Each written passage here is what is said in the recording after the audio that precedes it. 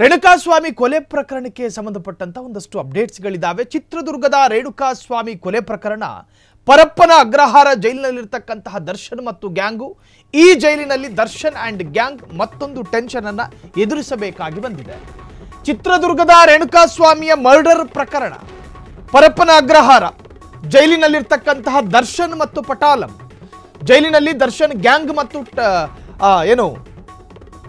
ಆ ಟೀಮ್ ಏನಿದೆಯೋ ಅದು ಮತ್ತೊಂದು ಟೆನ್ಷನ್ ಎದುರಿಸಬೇಕಾದಂಥ ಪರಿಸ್ಥಿತಿ. ದರ್ಶನ್ ಅಂಡ್ ಗ್ಯಾಂಗ್ಗೆ ಬೇರೆ ಜೈಲಿಗೆ ಸ್ಥಳಾಂತರ ಮಾಡೋದಕ್ಕೆ ಜೈಲಾಧಿಕಾರಿ ನ್ಯಾಯಾಲಯಕ್ಕೆ ಮನವಿ ಮಾಡ್ಕೊಂಡಿದ್ದಾರೆ. ಈ ಸಂಬಂಧ ಜೈಲಾಧಿಕಾರಿಗಳಿಂದ ನ್ಯಾಯಾಲಯಕ್ಕೆ ಅರ್ಜಿ ಹೋಗಿದೆ. ನಟ ದರ್ಶನ್ ಬಳ್ಳಾರಿ ಜೈಲಿಗೆ ಸ್ಥಳಾಂತರ ಆಗ್ತಾರಾ ಅನ್ನೋ ಪ್ರಶ್ನೆ ಕೂಡ ಕಾಡ್ತಾ ಇರುವಂತಹದ್ದು. ಚಿತ್ರದುರ್ಗದ ರೇಣುಕಾಸ್ವಾಮಿ ಕೊಲೆ ಪ್ರಕರಣ ಈಗ ನೋಡಿ, ಶಶಿಕಲಾ ಇದೇ ಪರಪ್ಪನ ಅಗ್ರಹಾರದಲ್ಲಿ ಒಂದಷ್ಟು ದಿವಸಗಳ ಕಾಲ ಇದ್ರು, ಅನೇಕ ಅನುಕೂಲಗಳನ್ನು ಪಡೆದುಕೊಳ್ತಾರೆ. ಈ ವಿವಿಐಪಿಗಳು ಯಾಕೆ ಪರಪ್ಪನ ಅಗ್ರಹಾರನೇ ಬೆಸ್ಟ್ ಅಂತ ಹೇಳ್ತಾರೆ ಅಂತ ಹೇಳಿದ್ರೆ, ಅಲ್ಲಿ ಸಿಗುವಂತಹ ಅನುಕೂಲಗಳು, ಕೈಗೆಟುಕುವ ದೂರದಲ್ಲಿ ಬೇಕರಿ, ಕೈಗೆಟುಕುವ ದೂರದಲ್ಲಿ ತನಗೆ ಕೆಲಸ ಮಾಡಿಕೊಳ್ಳೋದಕ್ಕಿರ್ತಕ್ಕಂತಹ ವ್ಯಕ್ತಿಗಳು.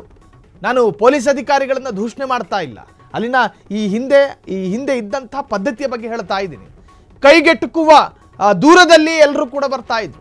ನಿನಗೇನು ಬೇಕು, ರಾತ್ರಿ ಹೊತ್ತು ವಾಕಿಂಗ್ ಕರ್ಕೊಂಡು ಹೋಗೋದಕ್ಕೂ ಜನ ಇರ್ತಿದ್ರಂತೆ. ಅಲ್ಲಿ ಇಂತಿಂತಹ ಬ್ಯಾರಕ್ನಲ್ಲಿ ಇಂತಿಂತಹ ವ್ಯಕ್ತಿ ಇದ್ದಾನೆ, ಆ ವ್ಯಕ್ತಿಯನ್ನು ನಾನು ಭೇಟಿ ಮಾಡಬೇಕು ಅಂತ ಬಯಸಿದ್ರೆ ಕೈದಿ, ವಿಚಾರಣಾಧೀನ ಕೈದಿನೇ ಆಗಿರಲಿ, ಸಜಾ ಕೈದಿನೇ ಆಗಿರಲಿ, ಆ ತಕ್ಷಣಕ್ಕೆ ಆತನನ್ನು ಕರ್ಕೊಂಡು ಹೋಗ್ತಿದ್ರಂತೆ ಬೇಕಾದವರನ್ನ ಮೀಟ್ ಮಾಡೋದಕ್ಕೆ.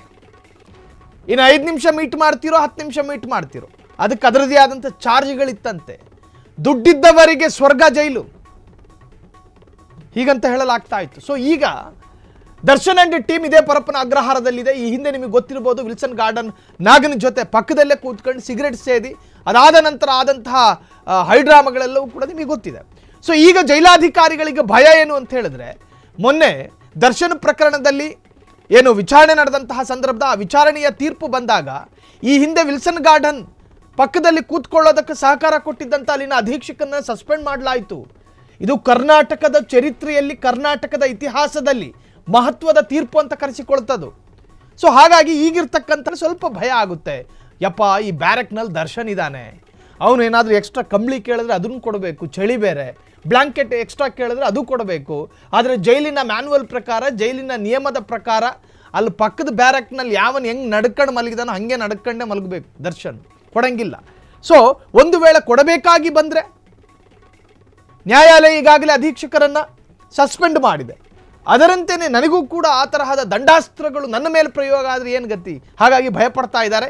ಈ ದರ್ಶನ್, ಈ ಗ್ಯಾಂಗ್ ಇಲ್ಲಿ ಇರೋದೇ ಸರಿಯಲ್ಲ, ಬಳ್ಳಾರಿಗೋ ಅಥವಾ ಬೇರೆ ಬೇರೆ ಜಿಲ್ಲೆಗಳಿಗೆ ಬೇರೆ ಬೇರೆ ಜಿಲ್ಲೆಯ ಕಾರಾಗೃಹಕ್ಕೆ ಹೋಗಿದ್ರೆ ಒಳ್ಳೆಯದು ಅಂಥೇಳಿ ಈಗ ನ್ಯಾಯಾಲಯದ ಮೊರೆ ಹೋಗಿದ್ದಾರೆ. ನ್ಯಾಯಾಲಯಕ್ಕೆ ಅರ್ಜಿಯನ್ನು ಕೂಡ ಸಲ್ಲಿಸಿದ್ದಾರೆ.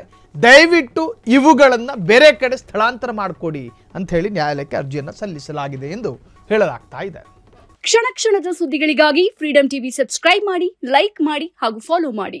ಹೊಸ ಸುದ್ದಿಗಳ ನೋಟಿಫಿಕೇಶನ್ಗಾಗಿ ಬೆಲ್ ಐಕಾನ್ ಮೇಲೆ ಕ್ಲಿಕ್ ಮಾಡಿ.